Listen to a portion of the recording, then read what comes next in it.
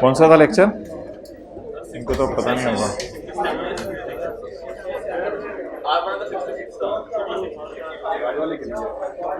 Lecture कौन सा था अबू बकर? ओके, चलें जी स्टार्ट करें। पेज 387। भाई इधर हो जाओ ना मोहतरम, इधर हो जाओ। पेज 387 और एंट्रेंस पे अगर हाइब्रिड वाला है तो उनको उधर भेजो। पेज 387। भाई जगह बना दो ना मोहतरम, जगह बना दो यार, देख लो कुछ नहीं होता। भाई आप भी चेक वाली शर्ट जगह बना दें। Bina Sikandar is a lawyer. भाई आप भी मोहतरम थोड़ी सी जगह बना दें, इंशाल्लाह नजर आएगा। आप भी जगह बना दें। Bina Sikandar is a lawyer and owns a law firm. Page number 387। 387 page 387। Bina Sikandar is a lawyer and owns a law firm. नहीं, सांस नहीं दिया जाएगा। Under the name Bina and company. She is also director legal affairs at, एक मिनट अब किसी को निकालना पड़ेगा एक दो को, at Ayesha foods limited. Details of her income for the year 2012 is as follows. Net profit 3500।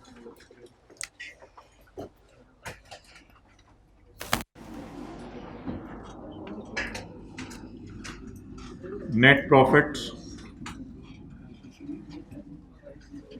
3500।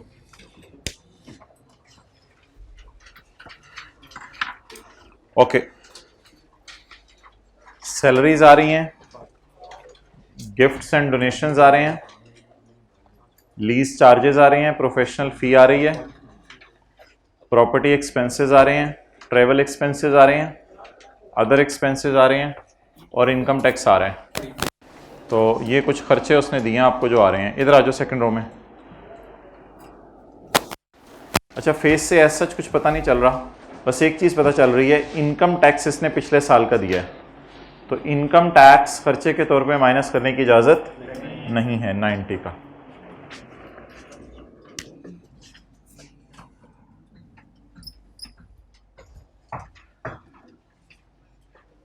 जी कितना इनकम टैक्स?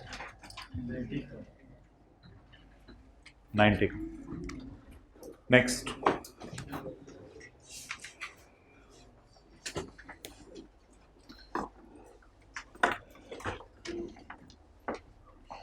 एडजस्टमेंट में ज़रा क्लास पूरी होती है तो करवाता हूँ। पॉइंट 1, इधर आ जाओ। अच्छा जी, पॉइंट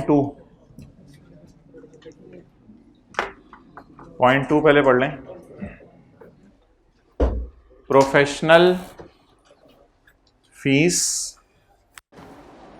आ रही है, ये सॉरी पॉइंट 2, आप बैग ना इधर रखवा दो, वो फिर थोड़ा खुला होकर बैठ जाएंगे ना। पॉइंट 2 पढ़ लें और बता दें क्या अलाउड है क्या नॉट अलाउड है। पॉइंट 2 और 3 सारे पढ़ लें और देख लें क्या अलाउड है क्या नॉट अलाउड है। बीना नॉट अलाउड नहीं हो सकती, बीना तो बीना है।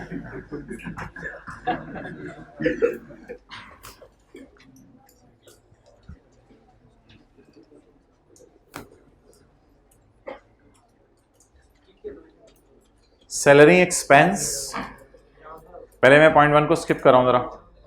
सैलरी एक्सपेंस, भाई अभी चुप कर जो ना यार। Salary expense include 50,000 and 75,000 per month. Salary में 50,000 और 75,000 पर मंथ पर थोड़ा सा उधर हो जाओ, वो गिरने वाला है वाइट शर्ट आप। हाँ बस शुक्रिया। Salary expense include 50,000 and 75,000 per month paid to Beena and her brother respectively. Her brother looks after the administration and financial matters of the farm. तो ये एडजस्टमेंट हमने क्लास में की हुई है। बीना की सैलरी नॉट अलाउड है और ब्रो की सैलरी अलाउड है।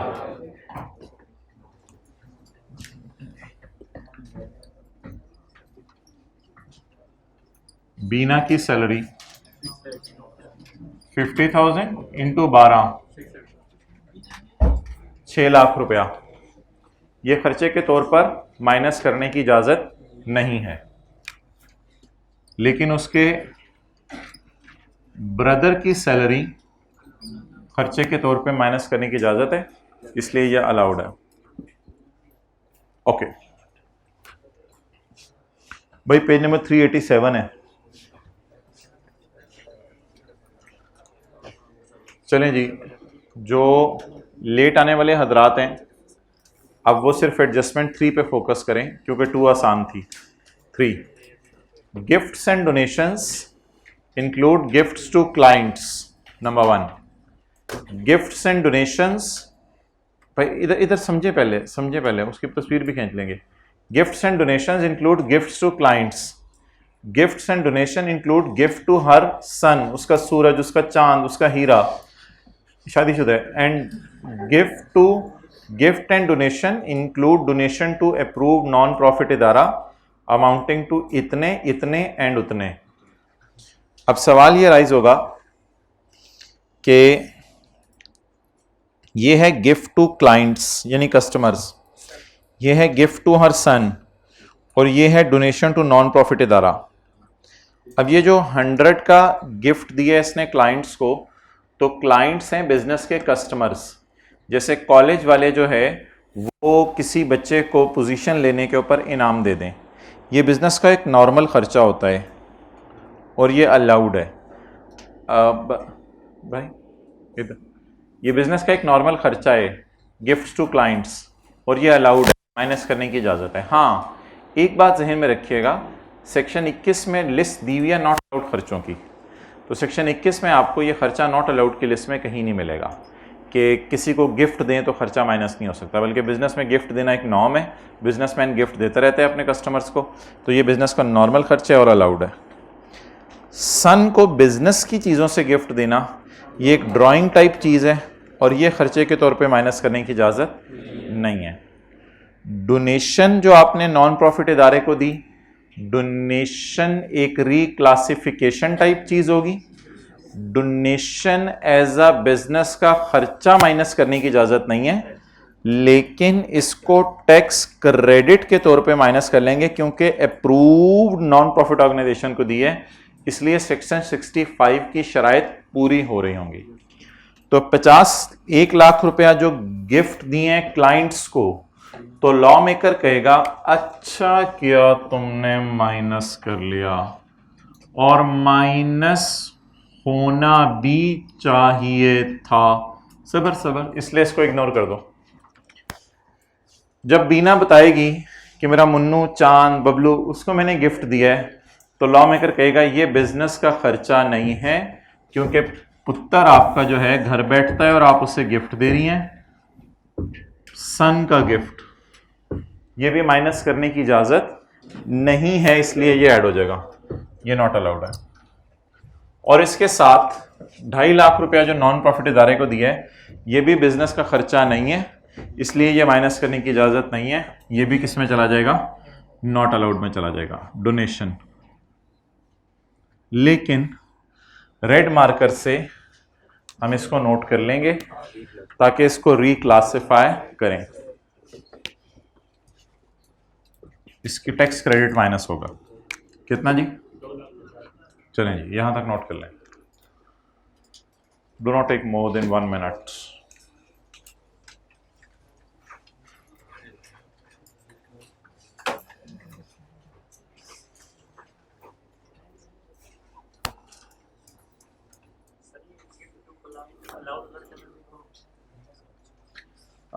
देखें, लॉ मेकर ने नॉट अलाउड की लिस्ट दी हुई है, उसके अलावा सारे अलाउड होते हैं खर्चे, अलाउड की लिस्ट कहीं नहीं दी हुई, बल्कि सेक्शन 20 है उसमें लिखा हुआ है एनी एक्सपेंडिचर माइनस करने की इजाजत है, बस बिजनेस के लिए हो। तो क्लाइंट से कांटेक्ट बिजनेस में ही स्टेब्लिश होता है। इनकम टैक्स जिस मर्जी साल का हो, अगर इस साल के खर्चों में चला गया है तो सेक्शन 21 का ये कहते हैं माइनस करने की इजाजत नहीं है। ओके, किसी को कूलिंग का इशू हो रहा है तो हाइब्रिड क्लास में जा सकते हैं, बड़ा कंफर्टेबली बैठ के आराम से। ओके, एक भाई मौजूद हैं। अस्सलाम वालेकुम भाई, क्या हाल है? चलें जी।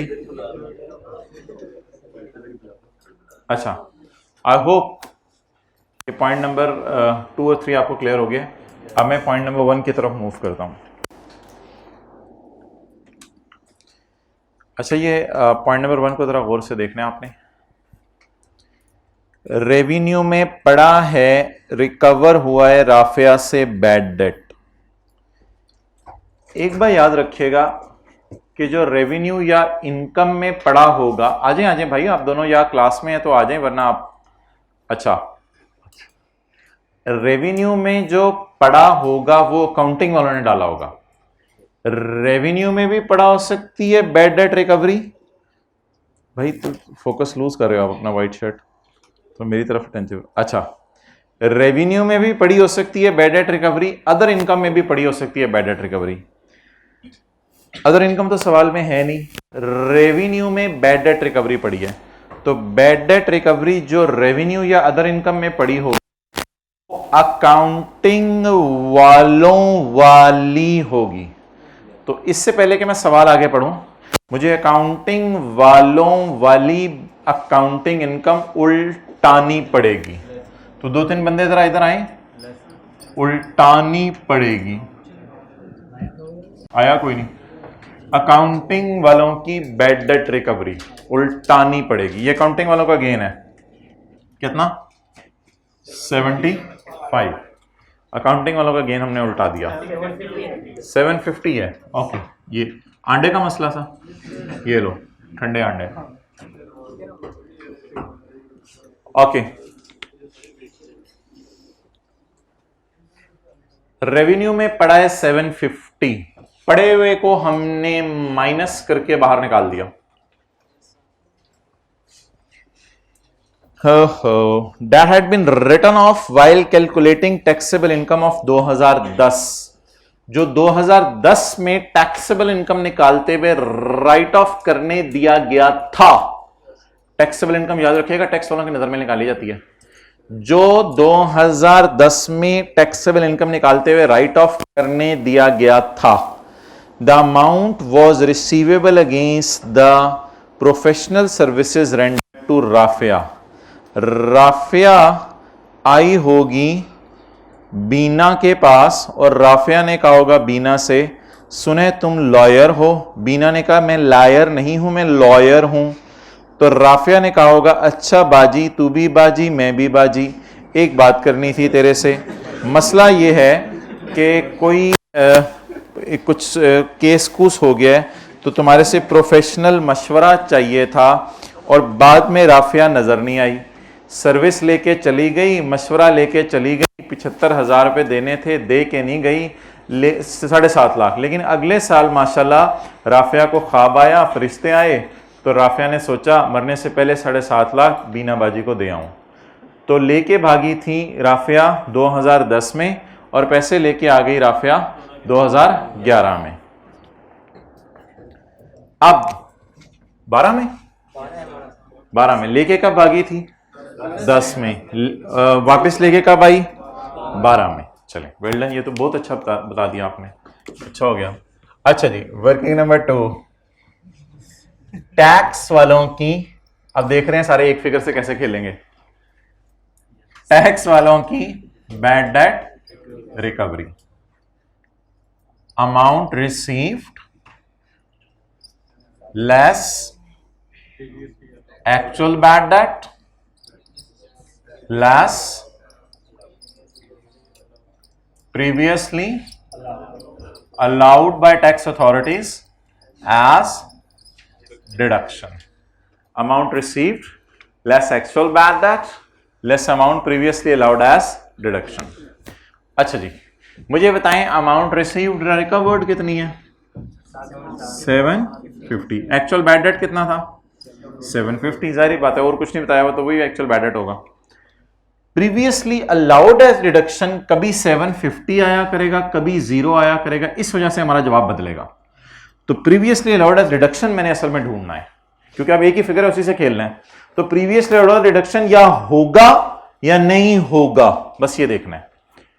Which was written off while calculating taxable income, यानी टैक्सेबल इनकम तो टैक्स वालों की नजर में निकालने जा रहे होते हैं, तो उसके दौरान हमने राइट ऑफ उसे कर दिया था, तो इसका मतलब है टैक्स वालों ने राइट ऑफ करने दिया था। इसका मतलब है ये प्रीवियसली अलाउड है, which had been written off in previous year while calculating taxable income। तो ये तो टैक्स वालों की नजर में कैलकुलेट होती है, तो इसका मतलब है टैक्स वालों ने टैक्सेबल इनकम निकालते हुए राइट ऑफ करने दिया था। Previously allowed as reduction is 750। अब ये 750 की बारात नहीं आ गई, आपने इसमें से ये माइनस करना है, जवाब आएगा 0, और 750 में से 0 माइनस करना है, जवाब आएगा 750। ये आंसर बदल जाता अगर लिखा होता revenue includes 750 in respect of bad debt that had not been allowed by tax authorities in previous year। अगर ये लाइन लिखी होती तो फिर मैं यहां लिखता 0, तो जब यहां लिखता 0 तो यहां आता 750, तो जब यहां आता 750 तो यहां आता 0, तो जब यहां आता 0 तो मैं इधर लिखता 0, जब मैं यहां लिखता 0, where bad debt recovery is greater than the difference between actual bad debt and previously allowed as reduction, the excess shall be chargeable under the head income from business in the year in which amount is received। तो इसलिए ये हो गई tax वालों की bad debt recovery working number 2 में 750 जी। Allowed कैसे पता चला 750 अलाउड है? इधर आए जी। That had been written off while calculating taxable income, जो टैक्सेबल इनकम निकालते हुए राइट ऑफ करने दिया गया था। मुझे बताएं टैक्सेबल इनकम किन की नजर में निकालते हैं? तो टैक्स वालों की नजर में जब टैक्सेबल इनकम निकल रही थी तो राइट ऑफ कर दिया गया था। इसका मतलब है टैक्स वालों ने इसको राइट ऑफ मानना था, तो टैक्सेबल इनकम में राइट ऑफ किया था ना। अकाउंटिंग वालों ने तो किया ही होगा। मसला क्या होता है, टैक्स वालों ने प्रीवियसली किया या नहीं किया। तो ये जो लाइन थी ना, असल में वो लाइन यही थी, that had been written off while calculating taxable income for 2010। अच्छा, एक काम जरूर पहले करना है, इस एडजस्टमेंट को अधूरा पढ़ के ना अकाउंटिंग वालों की रिकवरी उल्टानी जरूर है, ये नहीं भूल जाना। अकाउंटिंग वालों की रिकवरी उल्टानी है एज अ स्टेप 1। स्टेप 2 में फॉर्मूला लगाने, और स्टेप 3 में फॉर्मूले के रिजल्ट को न्यूमेरिकल के मुंह पे शो करना है। अच्छा, मेरे ख्याल से ना सोल्यूशन में 750 लेस भी नहीं हुआ हुआ, 750 ऐड भी नहीं हुआ हुआ, और ये वर्किंग भी नहीं हुई हुई। लेकिन बेहतर है पेपर में आप कर आए, पेपर में कराएं। नजर मार लो जरा, हुआ हुआ शायद कर दिया था मेरे ख्याल से, पिछली बुक में नहीं हुआ होगा। सोल्यूशन तो आप लोग काफी जल्दी ढूंढ लेते हैं, सुना है।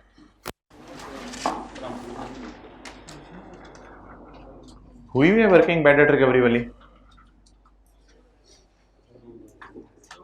हुई हुई है, और 750 एडलेस दोनों हुआ हुआ है। हाँ हुआ हुआ है, ठीक है। सोल्यूशन में भी इसी तरह हुआ हुआ है। जिन अल्लाह भला करे जिनके पास नई किताब है।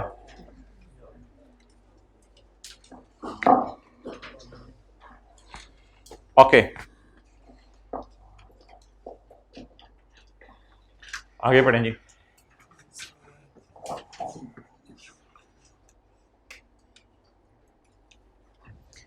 एक व्हीकल है, जहन में लाएं, व्हीकल आगे चलें जाएं। एक व्हीकल है जो ऑब्टेन की है सोलली। अच्छा चलें नोट कर लें, नोट कर लें।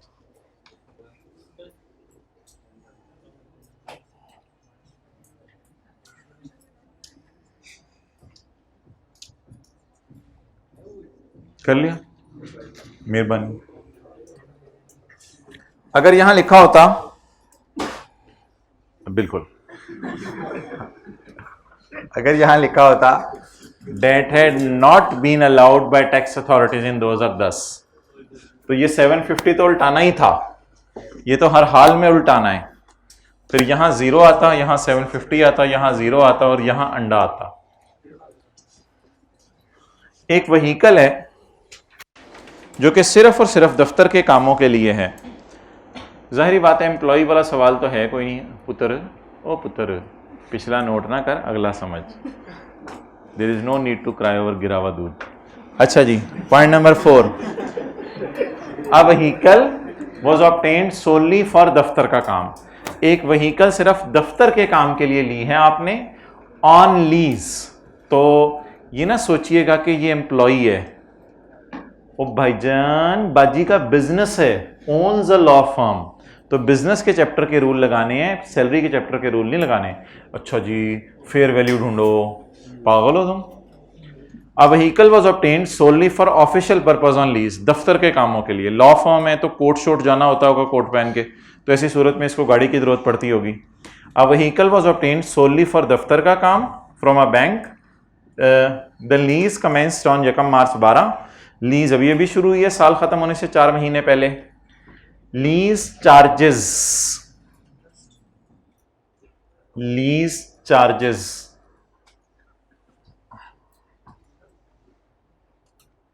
यार ये गड़बड़ कर दी हुई है अबू बकर, ये ना ये नीचे नजर आता था।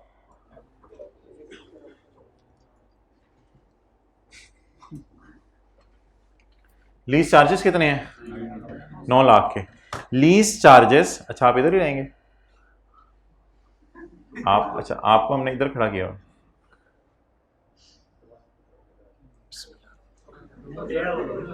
वो उसकी कह रहा है।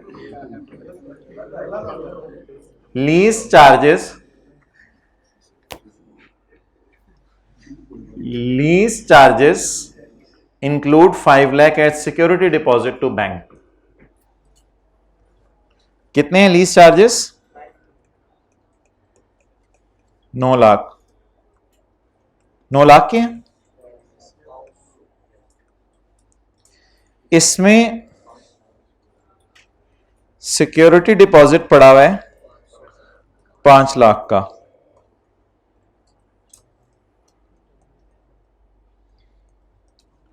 बाकी जो 4 लाख है आप कहेंगे शायद ये अकाउंटिंग वालों की डिप्रीसिएशन होगी लीज्ड एसेट के ऊपर, शायद ये इंटरेस्ट होगा लीज्ड एसेट के ऊपर, क्योंकि अकाउंटिंग वाले तो डिप्रीसिएशन रिकॉर्ड करते हैं और अकाउंटिंग वाले इंटरेस्ट रिकॉर्ड करते हैं। आपके जहन में तो ये आ रहा होगा, बिल्कुल आपके जहन में सही आ रहा है, क्योंकि सर ने आपको यही बताया हुआ है कि अकाउंटिंग डिप्रीसिएशन और इंटरेस्ट P&L में अकाउंटिंग वाले डाल देते हैं।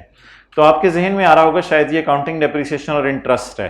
तो इसको मैं उल्टा दूं, इस 5 लाख की मैं बाद में बात करता हूं, इस 4 लाख को मैं उल्टा दूं और रेंटल माइनस करूं, ये आपके जहन में आ रहा होगा। लेकिन जब आप दीवानावार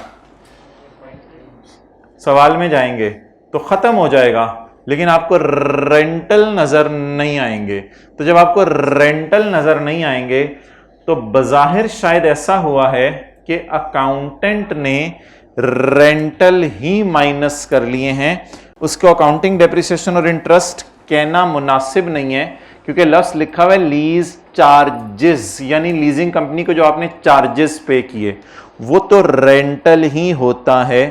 तो ये अजीब और अमीर सवाल है आईकैप की हिस्ट्री का, जिसके अंदर उसने अकाउंटिंग डेप्रिसिएशन और इंटरेस्ट अलग से नहीं दिया था, बजाय के वो देता और रेंटल माइनस करवाता, उसने डायरेक्ट लीज चार्जेस या लीज रेंटल टाइप कोई चीज दे दी है।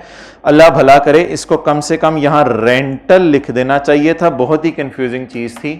तो लीज रेंटल टोटल है आज का आपके 9 लाख के, 9 लाख में से रेंटल हैं 4 लाख के, बाकी 5 लाख सिक्योरिटी है। ये आपको वापस नहीं मिलनी या मिलनी है वापस। तो सिक्योरिटी डिपॉजिट चाहे आप इलेक्ट्रिक कंपनी को जमा करवाएं, सिक्योरिटी डिपॉजिट चाहे आप लेसर को जमा करवाएं, लीजिंग कंपनी को जमा करवाएं, सिक्योरिटी डिपॉजिट रिफंडेबल होती है। तो ये एसेट टाइप चीज है, ये रिसीवेबल है, ना कि ये खर्चा है। तो इसलिए पेपर के अंदर माना कि एडजस्टमेंट बड़े डिफरेंट तरीके से आई थी, लेकिन फिर भी अल्लाह का शुक्र है बच्चे 5 लाख को ऐड कराए थे। कि 5 लाख तो वो ऐड कर ही आए थे, किस नाम से? सिक्योरिटी डिपॉजिट के नाम से। तो एडजस्टमेंट में कोई प्लस माइनस हो भी तो कोई झोल आ भी जाए तो हैंडल हो जाता है, पेपरों में कितनी परेशानी वाली बात नहीं है। बहरहाल अजीब सी अंग्रेजी थी, लीज रेंटल का लफ्ज कम से कम लिख देता तो ज्यादा अच्छा होता जी। सिक्योरिटी डिपॉजिट कितना जी? बाकी 400 रेंटल है, वो माइनस हो चुका है। टैक्स वाले कहेंगे अच्छा किया माइनस किया।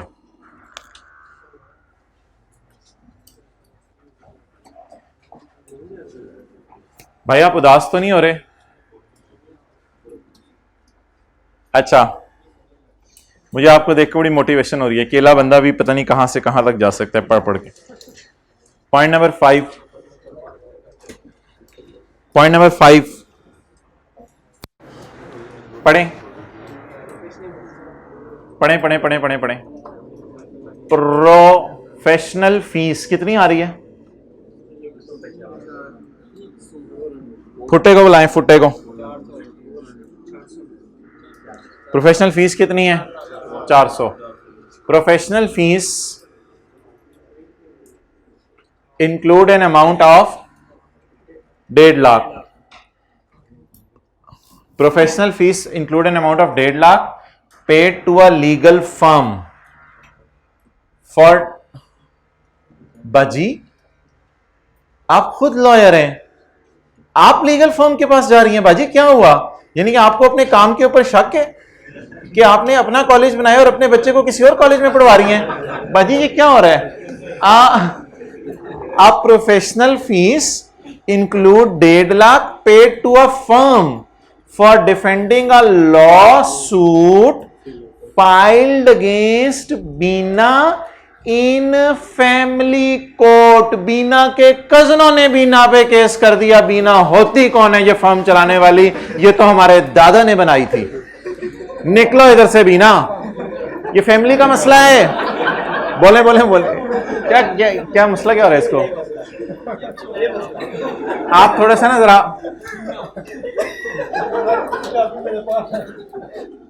वापस आ जाए, सीए कराने दें मुझे। तो फैमिली कोर्ट, आप बता दें भाईजान, बीना बाजी ने किसी कोर्ट में जाके कहा कि मेरे फैमिली वाले ही मेरे खिलाफ हो गए हैं। जिस फर्म में गई बीना, उस फर्म के भी कोई ओनर होंगे, उन्होंने कहा बीना 1.5 लाख दो, कजन कल से नजर नहीं आएंगे इधर। परेशान।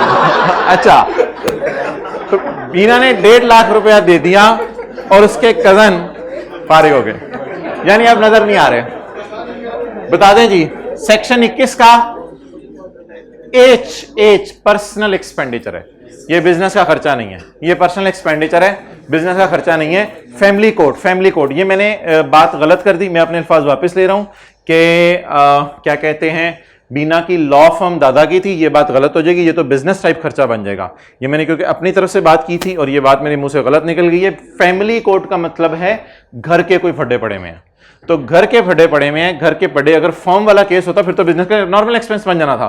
तो ये घर के कोई मसले हैं बीना के, और वो घर के मसले बिजनेस के प्रोफेशनल फीस में डाल रही है।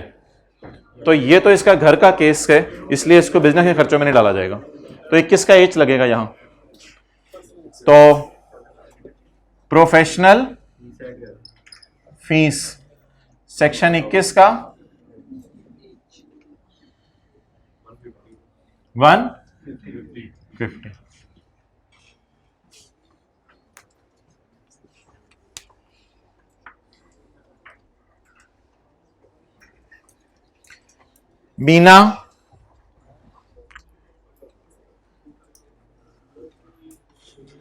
Bina lives in an apartment.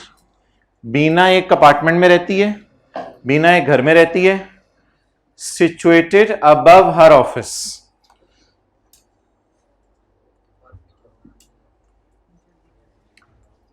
मुझे कराने दे सीए चुप। ये ऑफिस है, ये घर है और ये बीना है। Clear?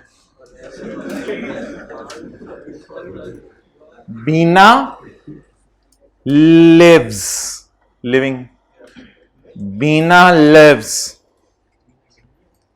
Please please please please, कौन आपके मुंह से निकला या मुंह से निकाला है आपने? गलती से निकला, तू इसके दिल में घुसा हुआ है। Bina lives in an apartment situated above her office, and 2/5 of total property expenses and 2/5 of total property expenses relate to apartment. Property expenses 2/5 of total property expenses, 2/5 of total property expenses relate to her apartment. यानी ये तो इसके घर के खर्चे हो गए ना, फिर अपार्टमेंट तो ऑफिस के ऊपर है, ये तो इसके घर के खर्चे हो गए। तो मतलब ये होता होगा कि पूरी प्रॉपर्टी है ना, पूरी प्रॉपर्टी है, तो प्रॉपर्टी के अंदर एलोकेशन टाइप हमने एक चीज पढ़ी थी अपोर्शनमेंट, तो पूरी प्रॉपर्टी है, तो पूरी प्रॉपर्टी की सफाई होती होगी, तो उसमें से सफाई वाला इधर भी सफाई करता होगा, इधर भी होती होगी। इसी तरह पूरी प्रॉपर्टी है तो प्रॉपर्टी का कोई रेंट होगा, इस हिस्से का भी रेंट होगा, इस हिस्से का भी रेंट होगा। पूरी प्रॉपर्टी है, उसका कोई बिजली का बिल आता होगा, इस हिस्से का भी बिजली का बिल होगा, इस हिस्से का भी बिजली का बिल होगा। तो अब मोहतरम बात यह है,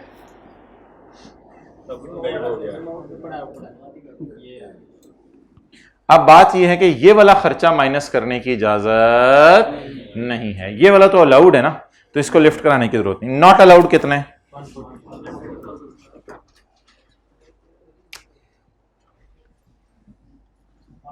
property expenses of her house, section 21 का एच ही लगेगा, पर्सनल एक्सपेंडिचर। टोटल खर्चा देख लेता हूं, बस ज्यादा जहमत ना किया करें, दूसरी क्लास आ रही है उनसे मैं पूछ लूंगा। इंटू 2/140। बीना बेचारी रो रही है, ऐड ही चीजें किए जा रहे हो, आसमान पे लेके जानी है मेरी टैक्सेबल इनकम, कोई लेस भी कर दो चीजें। Bina is weeping like anything. Okay,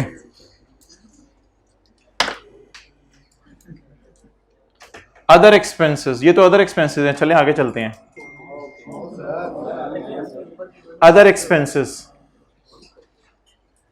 7 lakh.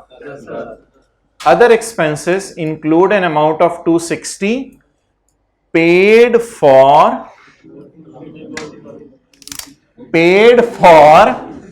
Bina's golf club membership, which she syrup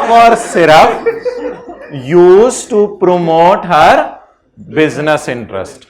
बीना के अदर खर्चों में, बाजी आपके अदर खर्च ये 7,10,000, अदर खर्चों में 2,60,000 के खर्चे पड़े हैं जो कि बीना के गोल्फ क्लब की मेंबरशिप है। गोल्फ अच्छा, विच शी सिर्फ use to promote her business interest. वहां गोल्फ खेलने नहीं जाती, यूज्ड फॉर यानी कि ऑब्वियसली गोल्फ क्लब में जाएगी तो कोई ना कोई ऐसे लोग मिलेंगे जो कहेंगे आप लॉयर हैं, आप लॉयर हैं, आप लॉयर हैं, अच्छा हमारे भी केस हैं। तो इस तरह असल में कस्टमर्स वहां पे अट्रैक्ट करने के लिए हैं, तो हर बिजनेस इंटरेस्ट, ये मकसद है उसका उधर जाने का। The payment to the golf club was made in cash. The payment to the golf club made in cash. Golf club को पेमेंट किस में हो गई? कैश में हो गई। अच्छा जी, पहले तो ये बता दें कि ये बिजनेस का खर्चा है, बिल्कुल। अगर लिखा होता सवाल में which she exclusively use to promote her golf skills, तो फिर तो नॉट अलाउड था, फिर तो ये पर्सनल एक्सपेंडिचर था, सेक्शन 21 का एच बन जाना था। फिर तो आप जो है वो उधर खेलने जा रही हैं और उधर जो गोल्फ चल रही है, ये तो आपका नॉर्मल खर्चा हो जाना था, बिजनेस का नहीं, नॉट अलाउड खर्चा हो जाना था। कब कब नॉट अलाउड हो जाना था?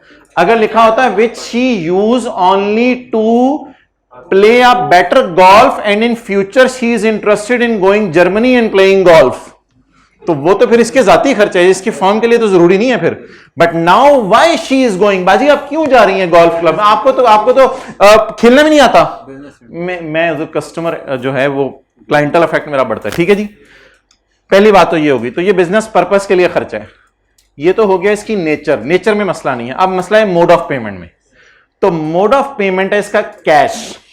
अब आप मुझे ये बता दें, आपकी क्या अंडरस्टैंडिंग है कि ये जो क्लब मेंबरशिप्स हैं ये सालाना पे होती होंगी या माहाना पे होती हैं? सालाना पे होती हैं। तो साल में एक ही दफा 2,60,000 पे हुआ होगा या चंद किस्तों में करके पे हुआ होगा? एक ही दफा 2,60,000 पे हुआ होगा। और ये किस अकाउंट हेड में है जिसका टोटल साल का 7,10,000 है? अब ऐसे अकाउंट हेड में जिसका टोटल साल का 7,10,000 हो और इंडिविजुअल खर्चा 2,60,000 हो, तो ये अकाउंट भी डेंजरस है और इसमें होने वाली पेमेंट भी 25,000 से ज्यादा है। इस अकाउंट का टोटल 2.5 लाख से ज्यादा है। ये ग्रेटर देन 2.5 लाख है और ये ग्रेटर देन, तो डेंजरस अकाउंट में डेंजरस पेमेंट बीना को मरवा जाएगी। मरवा जाएगी का मतलब ये नहीं नॉट अलाउड खर्चा हो जाएगा, तो ये भी नॉट अलाउड खर्चा हो जाएगा। कितने कह रहे हैं पेपर में इतना टाइम नहीं होता, आखिरी पॉइंट तक तो जितनी चीजें आ रही होती हैं हम ऐड किए जाते हैं बस। नहीं सोच के करनी है, इतना होता है। अच्छा जी, बोले बीना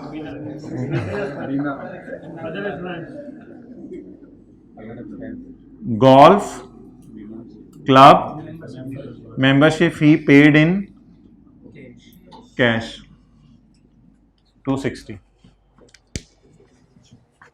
Golf club membership fees paid in cash.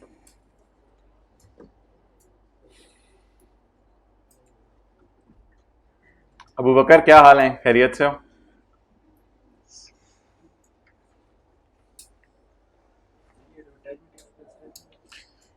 जो मर्जी कर लें आप, बस अलाउड है, नॉर्मल बिजनेस का खर्चा है। लेकिन नॉट अलाउड में मैंने इस वजह से डाल दिया कि मोड ऑफ पेमेंट में मसला है, नेचर में मसला नहीं था, बिजनेस का खर्चा है ये नॉर्मल।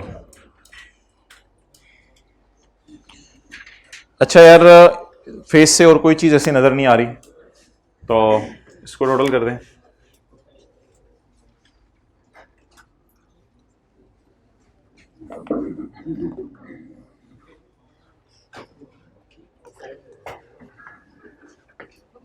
भाईजान मैंने घर भी जाना है यार, तेरी मेहरबानी। अच्छा, दूसरी क्लास को आप में से कोई पढ़ा देगा ये 1 घंटा? तो कोई हाथ खड़ा कर दे 1-2 दिन, मैं इंशाल्लाह।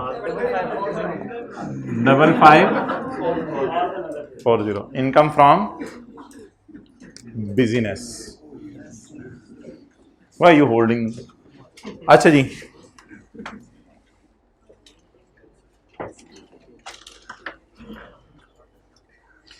बीना is also director legal affairs at Aisha Foods Limited. is also पंगे लिए में इसने एक और जगह भी, director legal affairs at Ayesha foods, वहां पे इसकी महीने की तनख्वाह लगी हुई है। तो बीना नौकर भी है एक जगह पे, तो बीना रिसीव मंथली तनख्वाह of lakh from AFL, income from salary. Try करो जरा, सलेरी लाख जरा 12 लाख यार, अकीद होगी यार। I really appreciate you people. Lakh जरा 12 लाख कसम। अच्छा जी, during the year she received 2 bonus payments of lakh each. 2 बोनसें इसको मिले लाख के। One of the bonus of 11 and it was announce last year, पिछले साल अनाउंस हो गया था। हम ऐलान करते हैं पिछले साल के बीना को 1 लाख रुपया बोनस दिया जाएगा, लेकिन नहीं दिया गया। It was announce last year but दिया गया इन दिस ईयर। और इस साल वाला भी मिला है। He also received 2 bonuses, received 2। तो बताएं, पिछले साल वाला भी मिला है, इस साल मिला है, और इस साल वाला भी इस साल मिला है, तो फिर दोनों ऐड होंगे बोनस 2 लाख। ऐसा ही है ना?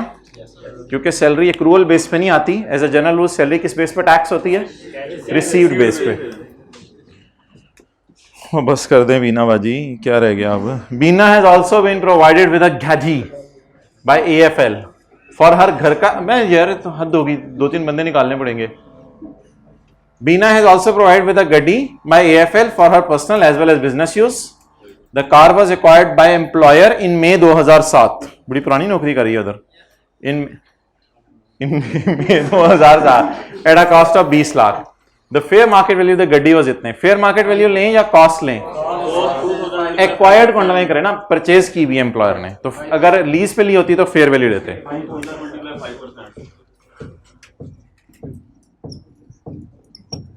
जी कॉस्ट जरा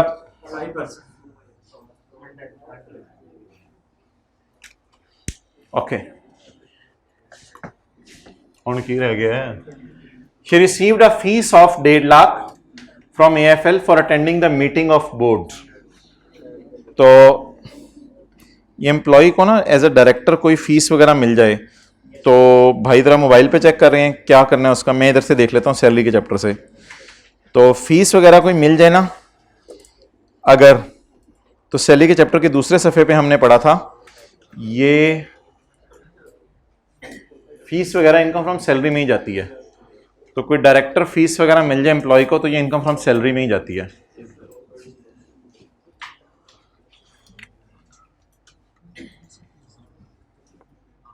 मैं देख लेता हूँ,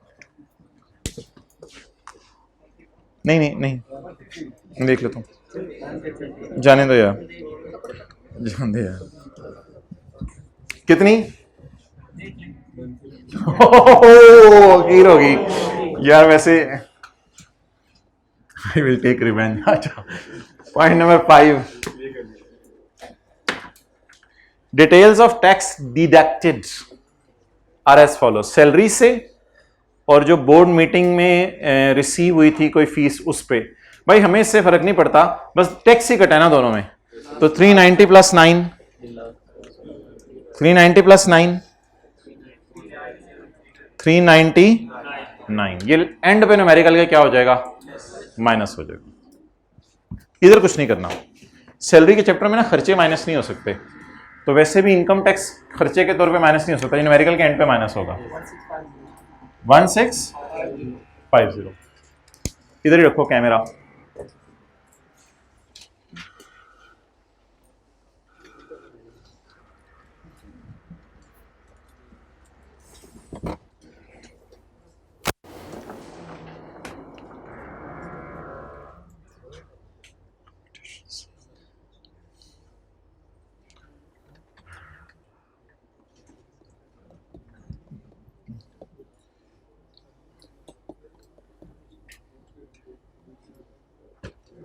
कौन सा क्वेश्चन है? 14। इधर ले आओ यार कैमरा। जी मोहतरम, इनकम फ्रॉम बिजनेस कितनी है? 55, वही हमने निकाली हुई है, बस मैं आप सोल्यूशन नहीं करा आगे। इनकम फ्रॉम सैलरी कितनी है? टैक्सेबल इनकम, ये आप टेबल 1 लगाएंगे और टेबल 1 लगा के ये टैक्स आ गया। टैक्स क्रेडिट, 2:30 बजे होगी class. Tax credit, tax calculate करेंगे आप, उसके बाद टैक्स क्रेडिट माइनस कर देंगे, A/B × C। रिक्लासिफाई करना उधर लिखा हुआ है, कैमरा लेके जाओ। डोनेशन के साथ R लिखा हुआ है, लाल में लिखा हुआ है, वापस ले आओ। तो अब आपने 250,000 की डोनेशन है और 30% of taxable income, A/B × C। In the end वो जो 399 वाला टैक्स है न्यूमेरिकल के एंड पे आपने क्या कर देना है? माइनस कर देना है। ये है tax payable to government.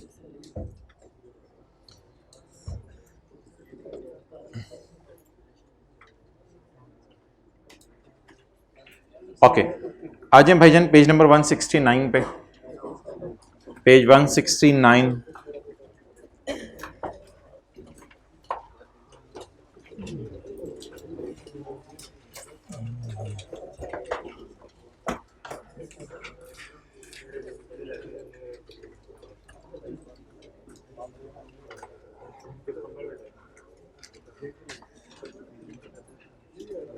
Question 34 का सी,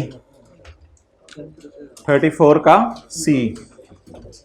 भाई ये जरा लिखते रहना साइड पे, दूसरी क्लास में मैंने कराने, मुझे याद रहेगा, अलग से ना यहाँ लिखते रहो। 34 का सी पढ़े जी। बस अब बैठे बैठे गप्पे मारते हैं, थोड़ा टेक लगा लें जरा। ऑन यकम जुलाई 2015 तलहा ने स्टार्ट किया है यूजिंग हिज पर्सनल, दिमाग देने दिमाग भी। ऑन यकम जुलाई 15 तलहा ने स्टार्ट किया है using his personal computer for business, यानी अपने घर का कंप्यूटर अपने बिजनेस में यूज करना शुरू कर दिया है। अबू बकर थोड़ी देर के लिए जरा बाहर खड़े हो जाओ, जो बच्चे आए उन्हें हाइब्रिड वाले हैं तो हाइब्रिड में बिठाते रहो, और अगर फिजिकल वाले हैं तो उन्हें को इंतज़ार फरमाएं। अच्छा, तो तलहा स्टार्टेड यूजिंग हिज ज़ाती कंप्यूटर फॉर बिजनेस। बताएं जी, सेक्शन 76 इस पे लगेगा, और इतने बुरे तरीके से सेक्शन 76 पे लगेगा कि दिन में इसको तारे नजर आ जाएंगे। सेक्शन 76 में कोई ऐसा लफ्ज़ बोलें जो और किसी में ना हो।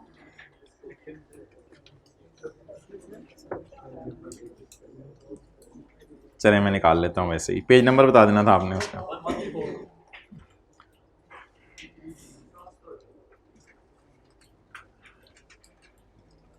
Page 153। If a personal asset is put to business use, its cost will be fair market value on the date it is put to business use. ये हो गया इस लाइन का जवाब। 76 का मैं देख लेता हूँ। 3 He also had to upgrade the system to comply with his business needs. उसे इसको अपग्रेड करना पड़े बिजनेस नीड्स को मैच करने के लिए। अच्छा, अपग्रेडेशन टाइप चीज़ ना इंप्रूवमेंट होती है, और ये 76 के 2 के सी में कवर हो रही है कि इंप्रूवमेंट भी एसेट की कॉस्ट का पार्ट बनती है, तो इसलिए debt is also a capital expenditure, ये भी एसेट की कॉस्ट का पार्ट बनेगा। 76 का 2 का सी, ये भी एसेट की कॉस्ट का पार्ट बनेगा। तो जाहिर बात है कोई भी चीज़ घर से आप बिजनेस में लेके आएँ तो बिजनेस में जाहिर बात है उसको तराश करके ही कुछ इस्तेमाल करना पड़ेगा ना, तो वो भी एसेट की कॉस्ट का पार्ट बनेगा।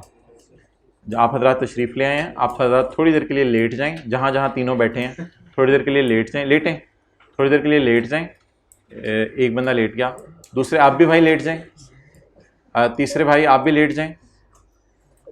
अच्छा, तो इंशाल्लाह थोड़ी देर में हमारी क्लास शुरू होगी, बुरा तो नहीं मना गए आप? अच्छा आगे चलें जी। अच्छा भाई मुझे सीए कराने दें, सीए कराने दें। सारे पास पेपर आपने ख़त्म कर लिए हैं, मेरे लिए कोई बचे ही नहीं। 30 का 4 Gajar limited is engaged in the manufacturing important sale of बिजली की चीज़ें फॉर द पिछले 20 साल।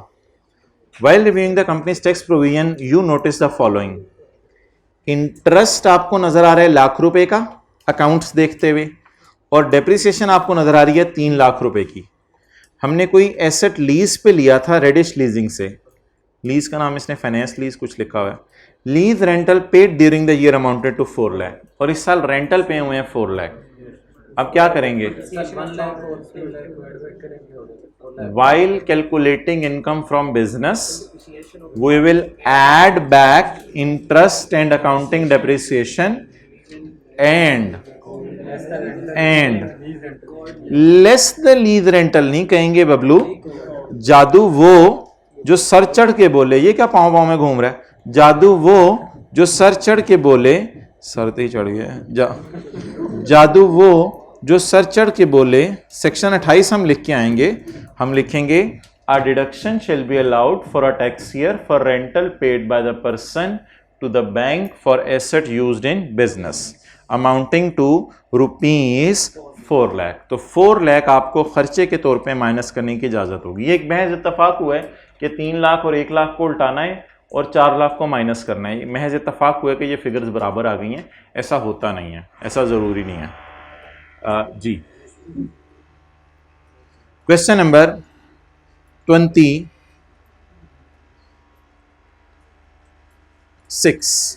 Question number 26, point number 6। माशाल्लाह 5 हो गया हुआ है, 2 भी हो गया हुआ है, 3 भी हो गया हुआ है, 6। प्रोफेशनल टैक्स ऑफ 1 लाख रुपया। भाईजान क्वेश्चन 26 है 7 वाले की किताब में।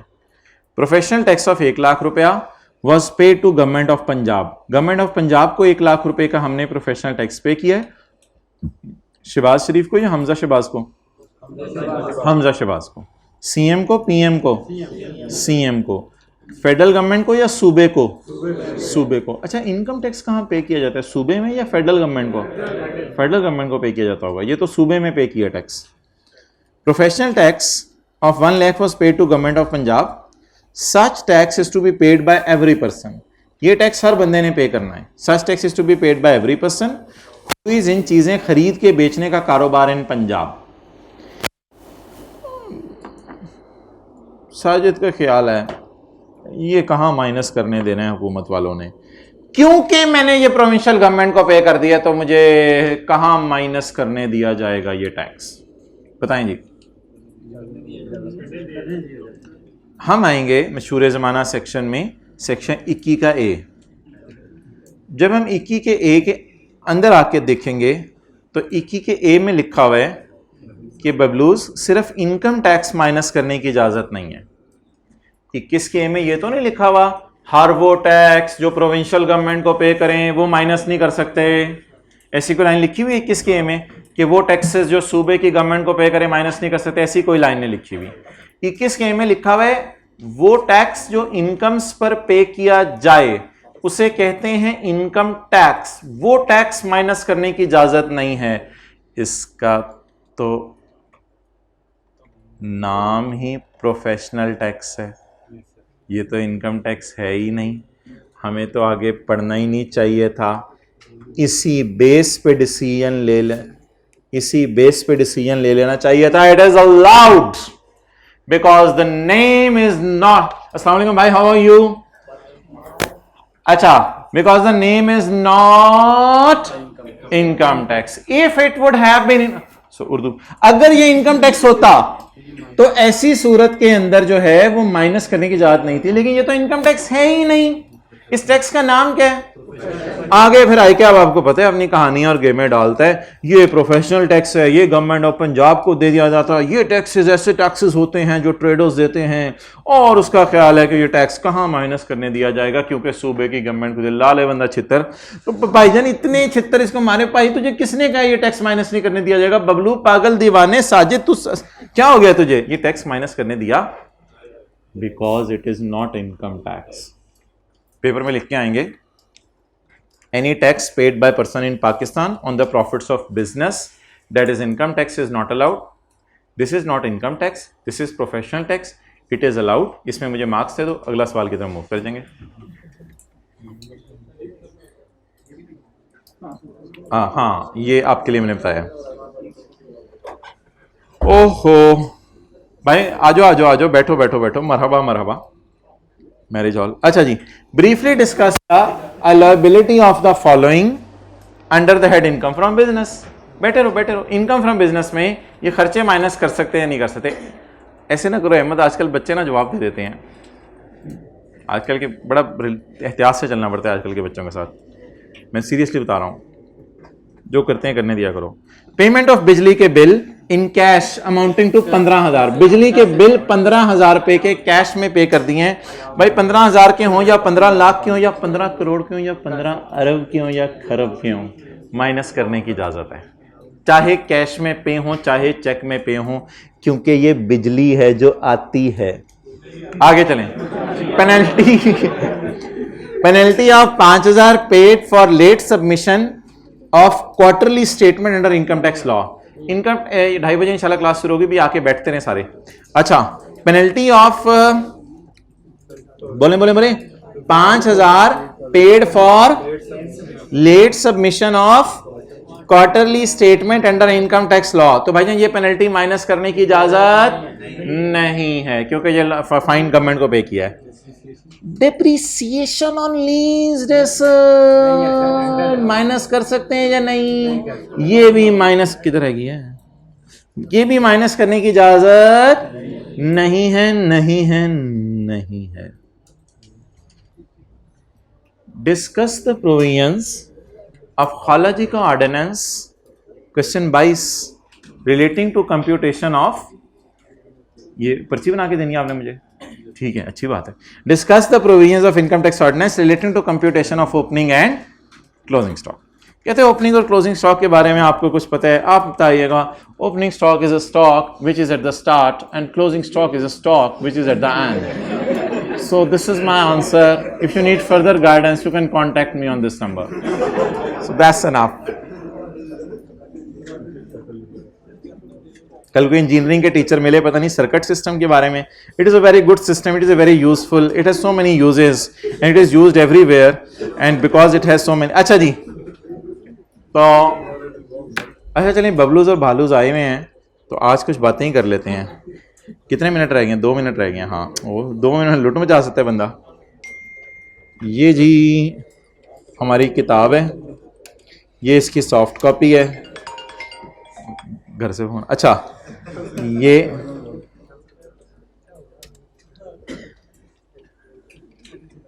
ये भाईजान एग्जामिनर कमेंट्स हैं, एग्जामिनर कमेंट्स। ये अब तो चुप मुझे चुप कराना पड़ेगा, बंदे बुलाने पड़ेंगे मुझे। ये एक एग्जामिनर कमेंट्स हैं, आपकी किताब में भी दिए हैं मैं माशाल्लाह, रोमन्स में पेज नंबर 6 है, लेकिन मत खोलें। आई कैप में सवाल आया था डिफाइन मैन्युफैक्चरर, और शायद आपको याद हो कि ना याद हो, मुझे याद है वो ज़रा कि SME के अंदर पिछली क्लास में हमने ये देखा है manufacturer.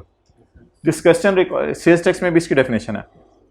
This question required the candidates to identify the persons who are considered as manufacturer under the sales tax. Very few student produce relevant answer, हालांकि रट्टे वाला सवाल था। Most of the answers were general terms where the student gave very vague replies. A person who is registered as manufacturer and who manufactures is called as manufacturer. Many students gave the definition of manufacturing. ये मैं आपको बताऊंगा चरिंग और चरर में क्या फर्क होता है। Many students gave the definition of charing instead of charar. Okay, you can go.